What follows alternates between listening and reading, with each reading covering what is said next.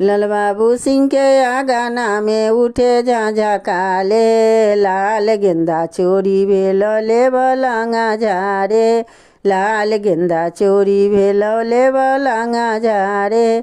लाला किला हंगमा वाली, लाला किला हंगमा वाली, गेंदा बा चोरैलक हे, लाल गेंदा चोरी भेल ले बलंगा झारे। गेंदावा के झारल झूरल, गेंदावा के झारल झूरल, झुमका गढ़बो हे, लाल गेंदा चोरी भेल ले बलंगा झारे, लाल गेंदा चोरी भेल ले बलंगा झारे।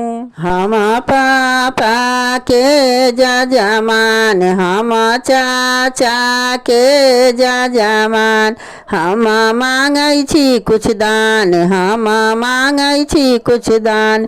रुपैया देब त उड़ी फूरी जाइत, रुपैया देब त उड़ी फूरी जाइत। सोनमा देब त रहतौ निशान, सोनमा देब त रहतौ निशान। हम भैया के जजमान, हम त भैया के जजमान, हम मांगै छी कुछ दान, हम त मांगै छी कुछ दान। रुपैया देब त उड़ी फूरी जाइत, गैया देब त रहतौ निशान। भैंसिया देब त रहतौ निशान, हम त भैया के जजमान, हम त भैया के जजमान।